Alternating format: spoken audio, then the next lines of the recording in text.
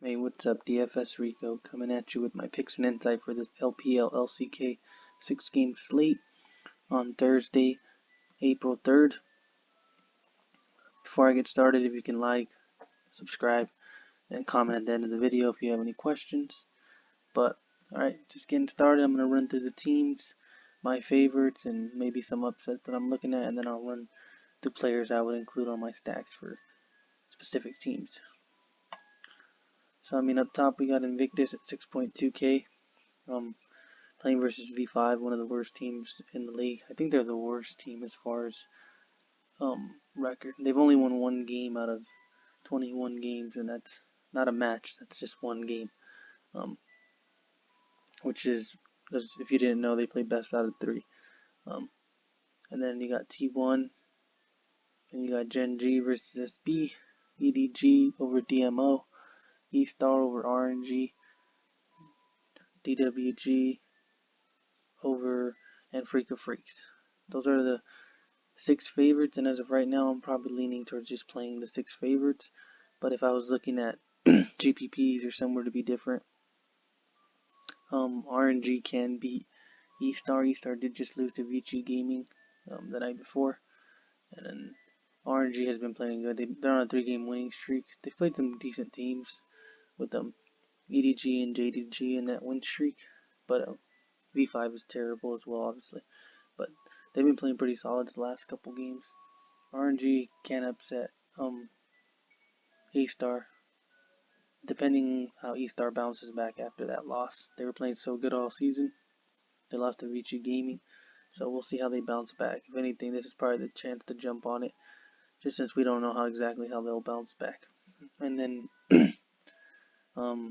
a Freak of Freaks could be Damn One Gaming. They're about even. And then Dominus Esports, I think they could be EDG. EDG is a better team, but DMO has been playing pretty good their last 3 matches. Nothing too special, but if I'm looking at upsets, those are probably the ones I would look at. IG, T1, and Gen G, probably teams that I would feel really confident in building around, and then the other 3's upset potentials, honestly. But let's get started. In top lane, you got Shy, best top laner in the world as of right now. 16.4 assists per match, 7.7 kills per match, which is pretty good. Invictus Gaming is heavily favored. He is in a really good matchup, so top lane is usually a place where I try to be a little cheaper, but I can see me paying up for him. Then you got Xiao Bai, had a pretty bad game last time out versus Vici, only 45 fantasy points, was putting up monster numbers before that, the 3 games prior to that, so I can see him recovering and bouncing back. RNG is a tough team.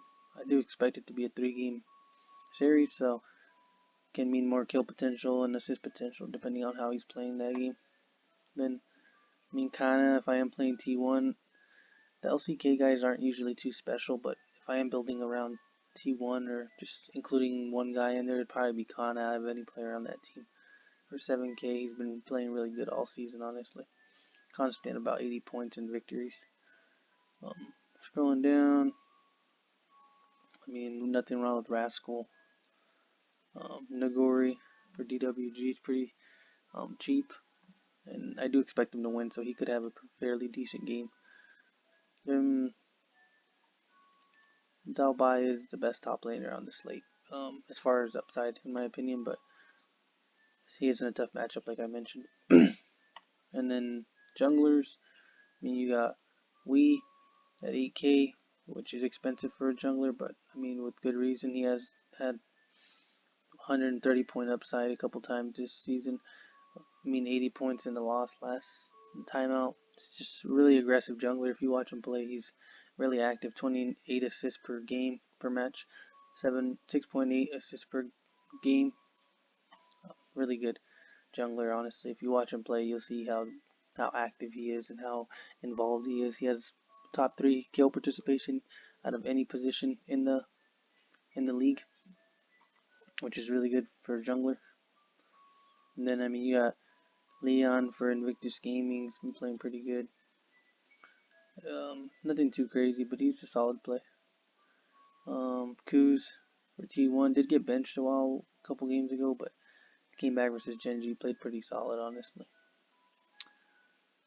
Some of the cheaper guys, I mean, you got Clid for 7k, nothing too crazy. None of these junglers are really insane other than If you notice, he's 16 points higher average than the next jungler up in line. GG doesn't play, so I mean, I do like I mean, those assists per game is insane. He has the highest out of any jungler in the league or in the slate as well. Then we got mid laners crying up top for E-Star fantasy royalty. Honestly, he's a beast. Over 100 points practically in every game this season. Did play pretty well in the loss last week or last time out as well. 20 assists per game, 13.2 kills per game. If E-Star is winning, it's usually going to be because Crying and then the Wink are playing very well at the AD carry position. So I mean, it's going to be kind of tight to fit them in because a lot of these underdogs aren't that good. I mean, it's going to be expensive playing guys like this. Maybe I'm looking at playing like a lot of the E-Star guys just as like one-offs in my lineups, and hopefully I can fit them in. But we'll see how it goes. I might lean towards playing some of these upsets as well. Then you got Scout, obviously rookie, the best, in my opinion, the best mid laner in the league. Very good player. 8.2, can't go wrong with rookie. 10 kills per game, 16 assists per game. Then you got BDD for Genji. If I am playing guys from Genji, he's the main guy I would include in my stacks. He's been their most consistent player, most player of the games for the team as well. So usually in victory, he's one of the reasons why. Showmaker had a monster game last game out, 115 fantasy points. But like I mentioned, they are in a toss-up. But if I am playing guys from DWG, Showmaker is the main guy I'd include. 11 assists per game, 6.9, nothing too crazy. I think that's it as far as mid laners. AD carries, Wink. Up top, obviously, for E-Star. Averages the most fantasy points per game in the LPL or LCK. Had a really good, really high ceiling, 132 fantasy points. Really good floor as well, honestly. In victory, he's practically over 90 points every time they win. He's heavily involved in the team's victories with 19 assists per game, 13.6 kills per game, per match. Really good. Teddy's another guy to look at for T1 if I am playing somebody. A lot of these LCK guys don't usually score high, but if you believe they're going to win, I mean, he could have breakout games like 102 right there, 90 points, for a little cheaper than all these other guys, but I'd rather find ways to get up to Wink and guys like Puff as well for Invictus Gaming. Scrolling down, like Ruler for Genji. Betty is the main piece I would play for RNG if I am playing that side against E-Star. Like currently I am leaning towards playing E-Star, but we'll see. Things could change. I think that's really it. Ghost played his first match out. He's starting again, and I am playing Damwon Gaming. I do like him. He went out there and put up 20 kills, 15 assists, 126 fantasy points against APK. And Antica Freaks just did lose to APK tonight, so they aren't playing too good lately. Gala is the main guy I would play if I am playing the upset against EDG for DMO. Just their AD carry, like practically, 88 or 109 and 111 fantasy points in their victories this season, which is not too bad. They haven't won that many, but usually in the victory, he's the key piece to that success. Then we got support, Southwind, 6.4 for Invictus Gaming. I mean, he's just like a safe pick since they're so heavily favorited. Shall see, highest upside out of any support in this league. He should probably be the most expensive, but I mean, I know his matchup is tough, but he is really good in that support role. Can carry, honestly. Depending how they ban him out. When he's playing a hook champ, then he's really good. I know Vici Gaming were banning him out in this last matchup, which made him have a tougher match.